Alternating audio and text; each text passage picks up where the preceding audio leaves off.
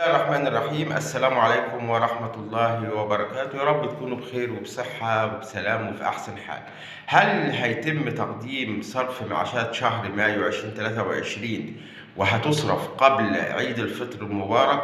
المالية بتجيب على هذا التساؤل، لأن طبعا انتشرت أخبار كتيرة بموعد صرف معاشات شهر مايو، إن في اللي قال قبل العيد وفي اللي قال بعد العيد، لكن المالية أجابت على هذا التساؤل. فضلا وليس أمرا، أولا تدعمونا بلايك للفيديو واشتراك في القناة. وزارة المالية صرحت وقالت إن حتى وقتنا هذا لم يتم إصدار أي تعليمات بخصوص معاشات شهر مايو 2023، وهل هتصرف قبل العيد أو بعد العيد؟ قالت مفيش حاجة صدرت لحد دلوقتي هي في ميعادها اللي هو يوم 1 مايو.